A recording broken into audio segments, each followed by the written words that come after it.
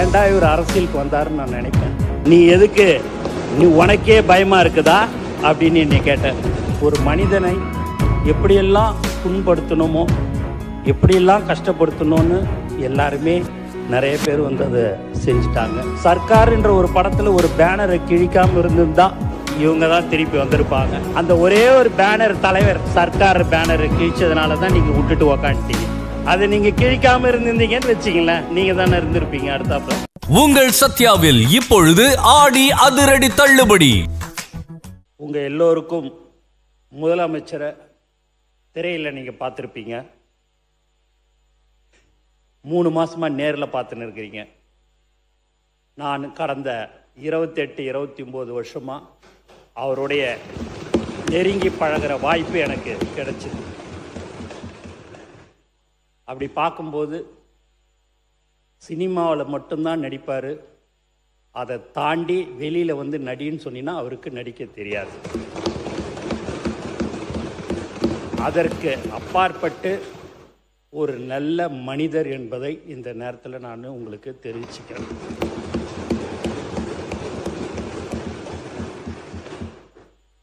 ஏன்னா அவர் வந்து ஒரு கல்ட்டுன்னுவாங்க, ஒரு பெரிய ஸ்டார். அந்த ஸ்டாராக இருக்கிறோமே, அந்த மாதிரியான ஒரு எண்ணங்கள் எப்போதுமே அவருக்கு இன்னைய வரைக்கும், ஒரு முதலமைச்சர் ஆன பிறகு கூட சரி, அந்த ஒரு நினைப்பே அவருக்கு இல்லை.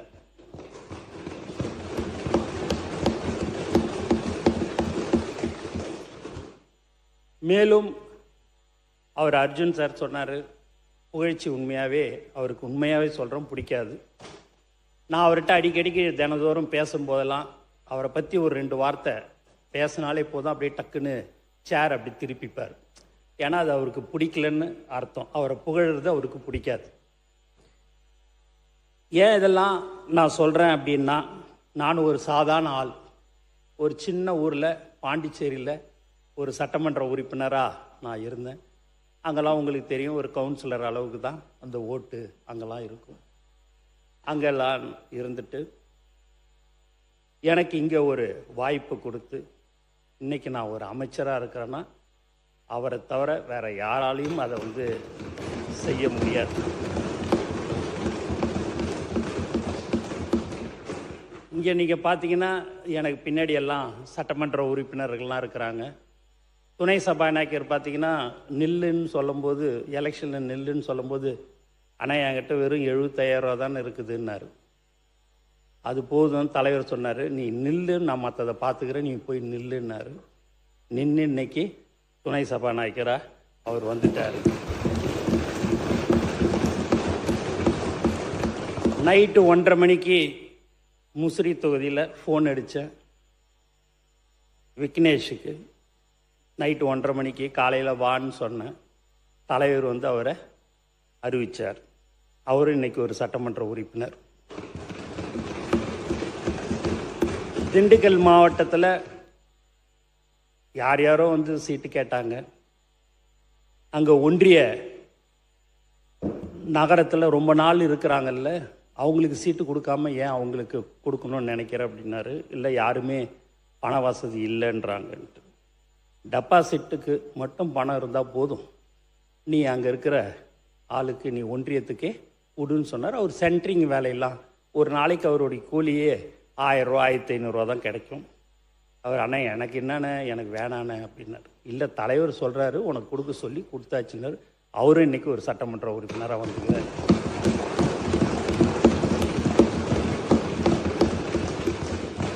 ஜாதி, மதம், பணம் எதுவுமே இந்த தேர்தலில் எடுபடலை. அவர் ஒருத்தருடைய முகத்துக்கோசம் நாங்கள் எல்லாம் இன்னைக்கு ஜெயிச்சு இன்னைக்கு ஒரு அமைச்சராக, ஒரு சட்டமன்ற உறுப்பினராக நாங்கள்லாம் இருக்கிறோம். இந்த இடத்துல நான் அதை கண்டிப்பாக பதிவு பண்ணணுன்றதுக்கோசம் தான் இதெல்லாம் நான் வந்து சொல்கிறேன். நிறையா விஷயங்கள் அவரை பற்றி நான் சொல்ல வேண்டியது இருக்குது. இருந்தாலும் நீங்கள் நேரம் சொல்லிட்டீங்க, நேரம் சுருக்கமாக பேசணும் அப்படின்னுட்டுன்னு சொன்னீங்க. மேலும் நீங்கள் மற்ற சட்டமன்ற உறுப்பினர்லாம் சொல்லும்போது தலைவர் பேரை சொல்லிட்டு பொதுச் செயலாளருக்கும் நன்றி அப்படின்னாங்க. இதே வேற ஒரு தலைவர் கிட்ட இருக்கும்போது என் பேரெல்லாம் அதுமாரி சொன்னாங்கன்னா அடுத்த நாளே அந்த பதவி இருக்காது.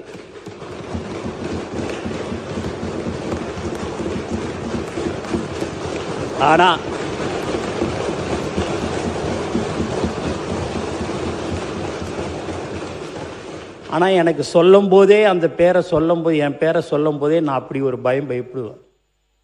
நான் என்னைக்கு 28-29 வருஷத்துக்கு முன்னாடி எங்கள் தலைவரை நான் பார்த்தனோ அந்த பதட்டம் இன்னைக்கும் இப்பயும் எனக்கு இருந்துக்கினே இருக்கும்.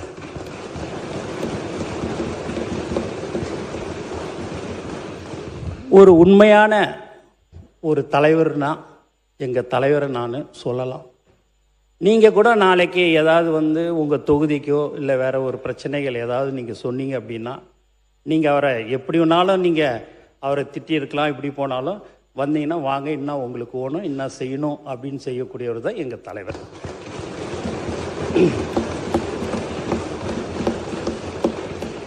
ஒரு நேரத்தில் ஏன்டா இவர் அரசியலுக்கு வந்தாருன்னு நான் நினைப்பேன்.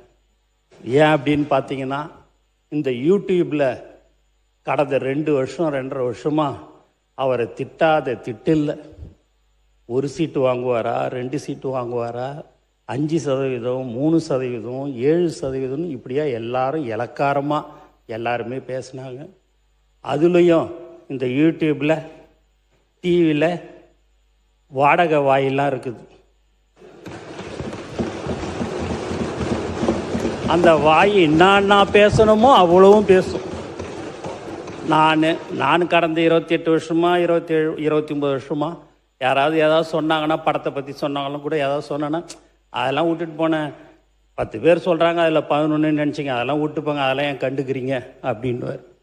நம்ம ஆளுங்க எல்லாம் புதுசாக அரசியலில் வந்தவங்க எல்லாம் எங்கள் கூட புதுசாக வந்தவங்களாம் விடக்கூடாது அப்படி இப்படின்வாங்க. அதெல்லாம் விடுங்க, அவங்க பாட்டுன்னு பேசணும்னு பேசுகிறாங்க, அவங்க பாட்டுன்னு பேசட்டுமே, நமக்கு எதுக்கு இப்போது அவங்க விட்டு நம்ம வேலையை பார்ப்போம்னு சொல்லக்கூடியவர் தான் எங்கள் தலைவர் தளபதி என்பதையும் தெரிவிச்சுக்கிறேன். அப்போ நான் அதை நினைப்பேன், இப்படியெல்லாம் அவரை சொல்கிறாங்க, மக்களுக்கோசமும் எங்களுக்கோசமும் அதையெல்லாம் பொறுத்து கொண்டு பரவாயில்ல யார் எப்படி பேசினாலும்ட்டுன்னு நானும் சார் இதுமாரி பெரிய பெரிய கட்சியெல்லாம் கூட்டணி வச்சுருக்கிறாங்க, நம்மளும் கூட்டணியில் தனியாக நிற்கிறோம் அப்படின்ட்டு தைரியமாக தில்லா தனியாக சிங்கிளாக நிற்போம், கண்டிப்பாக நம்ம ஜெயிப்போம், அதில் எந்த வித மாற்று கருத்தும் இல்லை. நீ எதுக்கு, நீ உனக்கே பயமாக இருக்குதா அப்படின்னு என்னை கேட்டேன்.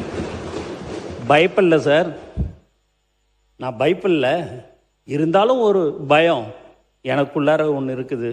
நீங்கள் எப்படியாவது இந்த முதலமைச்சராக நீங்கள் ஆகணும். உச்சத்தில் இருக்கும்போதே நான் என்னுடைய மக்கள், தமிழ்நாட்டு மக்கள் என்னை உச்சத்தில் வச்சாங்க.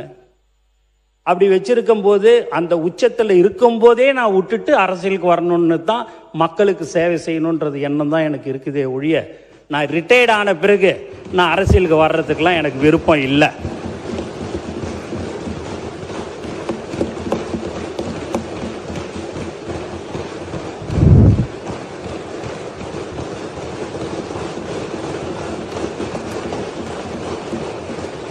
அப்படின்னு அதை சொல்லும் போதெல்லாம் நான் சரி சார் அப்படின்னுட்டின்னு சொன்னேன். எங்கள் ஆளுங்க மாவட்ட செயலாளருக்கெல்லாம் சீட்டு கொடுக்கும்போது போய் வா இந்த மாதிரி சீட்டுக்கு இல்லை நீ நில்லுன்னும் போது இல்லை எனக்கு வேணாண்ணே, நான் இட்டுன்னு வர ஒரு ஆளை நீங்கள் சீட்டு கொடுத்துருக்கண்ணே தொகுதியில், எங்களுக்கு வேணான்னு, நான் பார்த்துக்கிறேன்பா, டெபாசிட்டு மட்டும் நீ பணத்தை கட்டிட்டா போதும், நீ பாட்டுன்னு போய் விசில் சின்னத்துக்கு போய் நீ வெறும் ஓட்டை மட்டும் கேளு, அது ஆட்டோமேட்டிக்காக இல்லைண்ணே ஏதாவது ஆயிடுச்சுன்னா தலைவருக்கு அது தப்பாயிடும்ண்ணே, நான் வேறு யாரையாவது சொல்கிறேன்னு சொல்லி நிறையா பேர் இட்டுன்னு இப்போ 75-80% ரசிகர் மன்றமாக, மக்கள் இயக்கமாக, நற்பணி இயக்கமாக இருக்கிறதுல இருந்தவங்க தான் இன்றைக்கி இருக்கிறாங்க. அந்த மீதி 20% எங்களுடைய மாவட்ட செயலாளர்கள் இவங்களுக்கெல்லாம் சீட்டு கொடுங்க அப்படின்னு சொல்லி சொன்னாங்க, கொடுத்தோம். அதுமாரி மாற்றுக் கட்சியிலேருந்து சில பேர் வந்தாங்க. யார் தலைவர் தளபதியை நம்பி வருகிறார்களோ அவரை ஒரு காலமும் கைவிடாமல் அவர்களுக்கு உடனடியாக அந்த எம்எல்ஏ சீட்டு கொடுக்கப்பட்டது. ஏன் இதெல்லாம் சொல்கிறோம் அப்படின்னு பார்த்தீங்கன்னா, உண்மையாகவே ஒரு மனிதனை எப்படியெல்லாம் புண்படுத்தணுமோ எப்படியெல்லாம் கஷ்டப்படுத்தணும்னு எல்லாருமே நிறைய பேர் வந்து அதை செஞ்சிட்டாங்க. சர்க்கார் என்ற ஒரு படத்தில் ஒரு பேனரை கிழிக்காமல் இருந்திருந்தா இவங்க தான் திருப்பி வந்திருப்பாங்க. அந்த ஒரே ஒரு பேனர் தலைவர் சர்க்கார் பேனரை கிழிச்சதுனால தான் நீங்கள் விட்டுட்டு உக்காந்துட்டீங்க.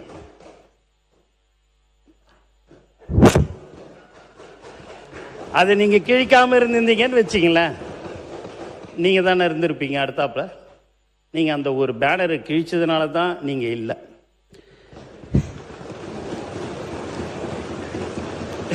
எங்கள் அண்ணன் சிரிக்கிறார் பாருங்க, கரெக்டு தாண்டான்னு நினைக்கிற மாதிரி சிரிக்கிறார். ஏன் இப்படிலாம் சொல்கிறோம் அப்படின்னா, எங்களுக்கு தெரிஞ்சதெல்லாம் எங்கள் தலைவர் தளபதி, எங்களுடைய உயிர் மூச்சு நாடி அனைத்தும் தலைவர் தான். எங்களுக்கு வேற எதுவும் தெரியாது. நானும் வந்து சட்டமன்ற உறுப்பினராக பாண்டிச்சேரியில் இருந்தேன் அப்படின்னா, நலத்திட்ட உதவிகள், இதேமாரி ஸ்வச் பாரத் திட்டம், குப்பை வாரம் திட்டம், அந்த இதெல்லாம் நானே தனியாக வண்டியெல்லாம் விட்டு தலைவர் பேரில் அப்பயும் அவருடைய ஃபோட்டோ காமிச்சு ஜெயிச்சு நான் ஒரு சட்டமன்ற உறுப்பினராக இருந்தேன். அண்ணன் காலையில் சொன்னார், சிறிய அண்ணன், நான் அரசியல்வாதி இல்லை, ஆனால் நீங்கள் ரிஜிஸ்ட்ரேஷன் பண்ணது அரசியல்னு அப்படின்னு சொன்னார். அரசியல் ரெண்டு விதம் இருக்குது. ஒன்று தூய்மையான அரசியல், ஒன்று இப்படி தாண்டா இருக்குது இந்த அரசியல்ன்றது தான். அந்த மாதிரியான ஒரு தூய்மையான அரசியலை நாங்கள் தேர்ந்தெடுத்தோம். இன்னைக்கு ஒரு சட்டமன்ற உறுப்பினராக இருந்து இன்னைக்கு ஒரு அமைச்சராக நான் இன்னைக்கு இருக்கிறேன். டி நகர் தொகுதியில் உண்மையாக சொல்கிறேன், 4 நாள் தான் போய் ஓட்டு கேட்டேன். அதுக்கப்புறம் மீதி நாள்லாம் தலைவரோடு நான் பிரச்சாரத்துக்கு அவர் கூட போயிடுவேன். சாயங்காலம் 7 மணிக்கு ஃப்ளைட் விட்டு இறங்குவோம், 8-8:15 போவேன். ஒரு மணி நேரம் பிரச்சாரம் பண்ணுவேன், வந்துடுவேன். அப்போ ஜீப்பில் ஏறி போகும்போதே பார்த்தீங்கன்னா 10 மாடி 12 மாடி இருக்கும். அப்படியே ஒரு செல்ஃபோனை எடுத்துக்கின்னு அவங்களுடைய பேரனோ ஒரு பையனோ யாரோ தெரியாது காட்டுவாங்க. வயசான பாட்டி, ஒரு 70-75 வயசு இருக்கும். அவங்க வந்து வாயில் விசில, கண்டிப்பாக உனக்கு தான் ஓட்டு அப்படின்னாங்க. அதனால் இந்த டி நகர் தொகுதி மக்களுக்கு இந்த நேரத்தில் என்னுடைய மனமார்ந்த நான் நன்றியை நான் தெரிவிச்சுக்கிறேன். எனக்கு கண்டிப்பாக எங்களை பொறுத்த வரைக்கும் நாங்கள் 107 பேர் இங்கே இருக்கிறோம் அப்படின்னா, எங்களுக்கோசம் யாருக்கும் ஓட்டு போடல. எங்கள் தலைவர் தளபதிக்காக மட்டும்தான் ஓட்டு போட்டாங்க.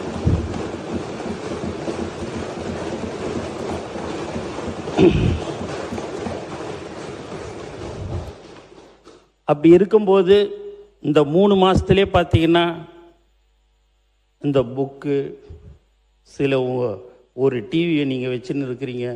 அப்பா, யாரோ ஒருத்தன் ஆன்லைனில் ஒரு உறுப்பினர் கார்டு எடுத்திருந்தா அதை வச்சு இதோபார் ஆன்லைன் கார்டை தாவேக்கா உறுப்பினர், தாவேக்கா நிர்வாகின்னு சொல்லி எல்லாத்துலேயும் தினந்தோறும் ஏதாவது ஒன்று சொல்லிக்கினே இருக்கணுன்றது ஒரு குறியாகவே இருக்கிறாங்க.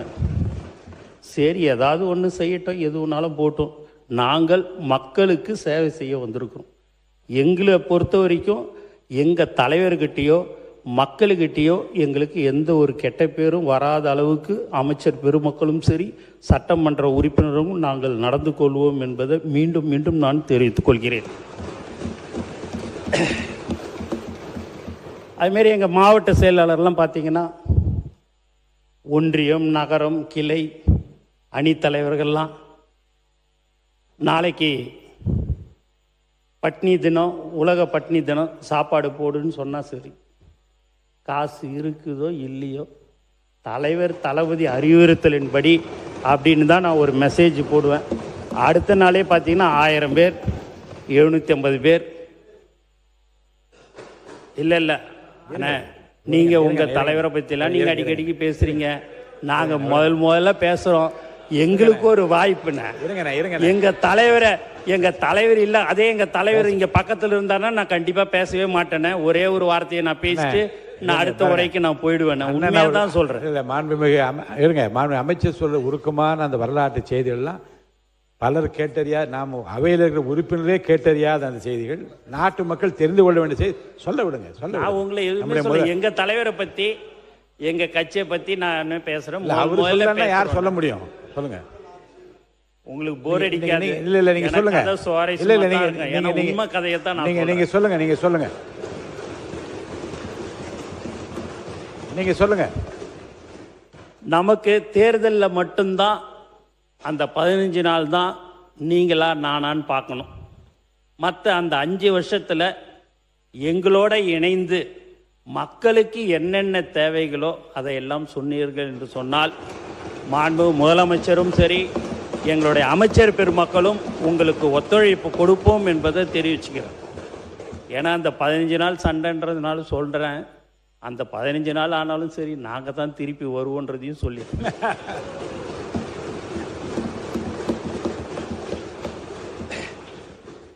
அப்பேற்பட்ட ஒரு நல்ல மனிதர், பழகிறதுக்கு ரொம்ப எளிமையானவர்.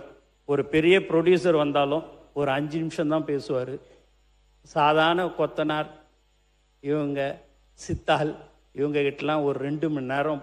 நான் எப்பயுமே 20 நாள், இப்போ ஒரு மாதத்தில் 20 நாள் ஷூட்டிங் நடக்கும். 10 நாள் அவருக்கு அந்த பிரேக் இருக்கும். அந்த 10 நாளில் பார்த்தீங்க அப்படின்னா யார் யாரை பார்க்கணும், நிர்வாகிகளை பார்க்கணும் அப்படின்றத சொல்லுவார். நான் இவங்களை எல்லாருமே அடுத்த நாளே ஒரு 15 பேர் 20 பேரை அவருடைய அலுவலகத்துக்கு இட்டுன்னு போவேன். அவங்க 15-20 பேர் உக்காந்து பேசுவாங்க. அவங்க 2 மணி நேரம் 2.5 மணி நேரம் அவங்கக்கிட்ட பேசி வீட்டில் எப்படி இருக்கிறீங்க, எல்லாரும் தொகுதியில் எப்படி இருக்குது, மக்கள் எப்படி இருக்கிறாங்க எல்லாத்தையுமே கேட்பார். எக்காரணத்து கொண்டும் கடன் வாங்கி செலவு செய்வானா, முதல்ல குடும்பத்தை பாரு, அதுக்கு அடுத்த தொழிலை பாரு, அதுக்கு கிடைக்கிற வருமானத்தில் ஏதோ 1% 2% இருந்தால் முடிஞ்சால் நீ செலவு பண்ணு, இல்லைன்னா செய்யாத அப்படின்னுடுவார். எங்கள் ஆளுங்க கடந்த 28 29 வருஷமா 30 வருஷமா எல்லாமே அன்னையிலேருந்து இன்னை வரைக்கும் தளபதி விலையில்லா விருந்தகம், தளபதி விலையில்லா ரொட்டி முட்டை பால் திட்டம், தளபதி நூலகம், தளபதி பயிலகம், தளபதி வீடு கட்டும் திட்டம், இப்படின்னு நாங்கள் பல்வேறு திட்டங்களை நாங்கள் எல்லாமே தலைவர் பேரில் செஞ்சுருக்கிறோம். அதில் டக்குன்னு கூப்பிடாரு, அவங்க ரொம்ப செலவு பண்ணியிருக்கிறாங்க, நீ போய் முதல்ல அந்த பணம் எவ்வளோ செலவு பண்ணாங்களோ அதை போய் கொடு, நான் கொடுக்குறேன்னு சொல்லி கொடுப்பாரு. எங்கள் ஆளுங்கக்கிட்ட 1000 ரூபா இருக்காது. இந்த அடான்னு 5 லட்ச ரூபா கொடுத்தாலும் வேணவே வேணாம், நான் தலைவர் கிட்டேருந்து வாங்கவே மாட்டேன், என்னுடைய சொந்த பணத்தில் தான் நாங்கள் எல்லாரும் சேர்ந்து பண்ணுவோம் அப்படின்னுவாங்க. அப்பேற்பட்டவர்கள் தான் எங்களுடைய மாவட்ட செயலாளர்கள், அணி தலைவர்கள், ஒன்றியம், நகரம். எங்ககிட்டலாம் பெரிய சொத்து இல்லை. நான் ஏதோ நடுத்தரமான இது ஏதோ இருக்குது, இங்கே இருக்கிறவங்ககிட்டலாம் கொஞ்சம் இருக்குது. எங்களுடைய சொத்தே எங்களுடைய தமிழக வெற்றி கழகத்துடைய தோழர்கள் தான். பல கோடி பக்கத்தில் இருக்கிறவரா, அவர்கிட்ட நிறைய சொத்து இருக்குது, ஒன்றா எடுத்துங்க வேணான்னு சொல்லல. பல கோடி எங்களுக்கு சொத்தே அவங்க தான். தலைவருக்கு இன்னைக்கும் சொல்றது, எக்காரணத்தை கொண்டும் யார் வந்தாலும் சரி, எப்பேற்பட்டவர்கள் வந்தாலும் சரி, நம்மளுடைய பழைய ஆட்களை ஒரு ஆட்களை கூட நீ விட்டுவிடக்கூடாது, அவர்களுக்கு என்ன தேவைகளோ அதை நீ செய்து தர வேண்டும் சொல்லக்கூடிய தலைவர் தான் எங்கள் தளபதி. இப்படிலாம் ஒரு தலைவர் உண்மையாகவே என்ன நீங்களா அவர்கிட்ட பழகுனீங்கன்னா தெரியும். ரொம்ப எளிமையானவர். எது ஒரு சின்ன விஷயமா இருந்தால் கூட சரி, உடனுக்குடன் ஏதாவது ஒன்று சொன்னால் செஞ்சு கொடுக்குறவர். இப்போ நீங்கள் கூட பார்த்தீங்க அப்படின்னா, இந்த அண்ணா திமுக எம்எல்ஏ சட்டமன்ற உறுப்பினருடைய தொகுதி தான் வேலூர் மாவட்டம் அணைக்கட்டு தொகுதியில், அணைக்கட்டு பிளாக் அல்லேரி கிராமம் மலையில் மலை சுமார் 8 கிலோமீட்டர் அளவுக்கு 21 கோடி ரூபாய்க்கு இப்போ டெண்டர் விட போகிறோம்.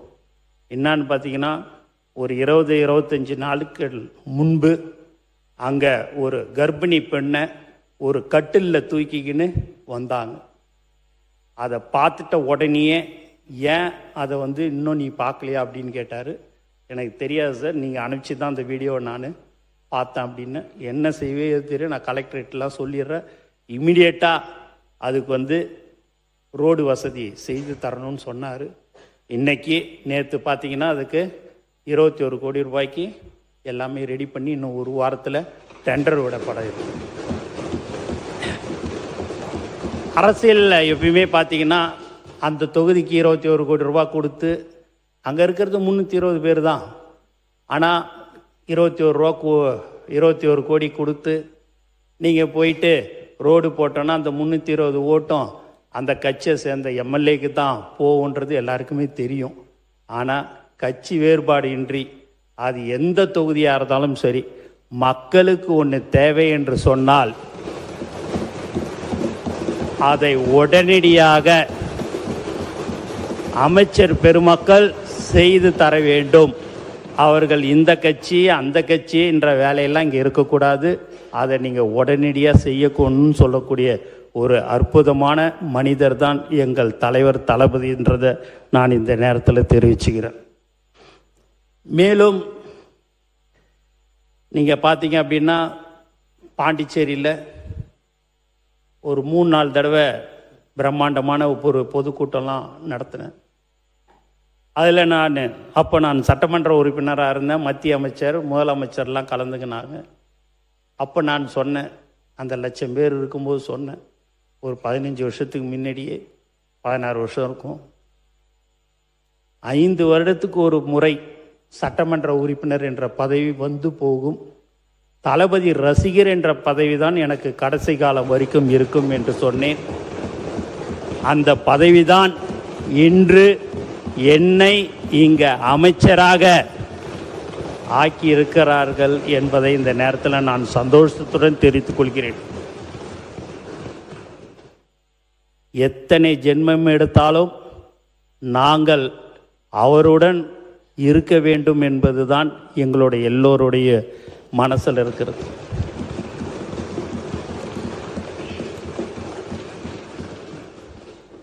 ஒரு 9 லட்சம் பேருக்கு கட்சி நம்ம ரசிகர் மன்றமாக இருக்கும்போது பதவி போட்டோம்.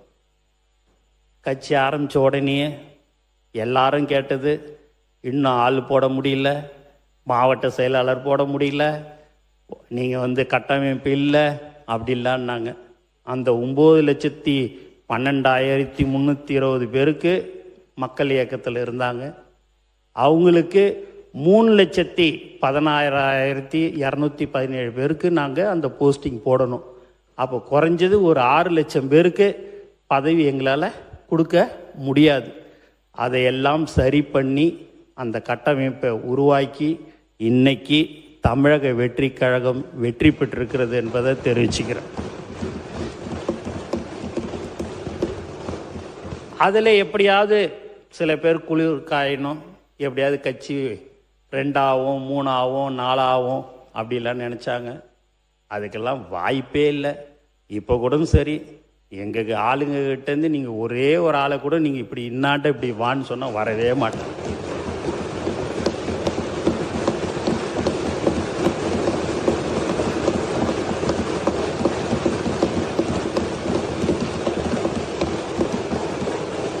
எங்கள் நிர்வாகிகளும் சரி, தோழர்களும் சரி, சட்டமன்ற உறுப்பினர்களும் சரி, அமைச்சர்களும் சரி, இன்னாண்ட 2 கோடி வச்சுட்டு இன்னாண்ட தலைவர் படத்தை வச்சிங்கன்னா தலைவருடைய ஃபோட்டோவை தான் எடுத்துப்பாங்களோடைய அந்த 2 கோடி எடுக்க மாட்டாங்க.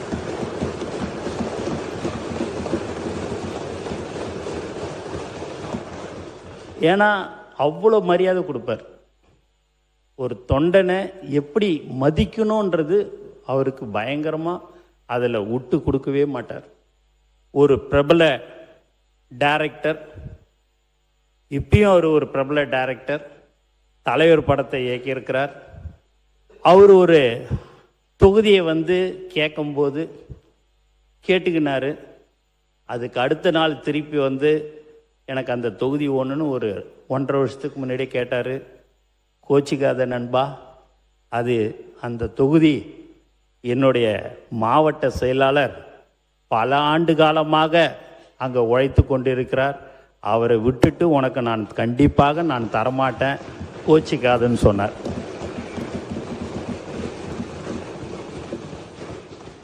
ஏன் அண்ணனே இங்கே இருக்கிறார். உண்மையாகவே ஒரு சபாநாயகர் எங்களுடைய கட்சிக்கு கிடைத்த வரம்ன்ட்டு கூட நாங்கள் சொல்லலாம்.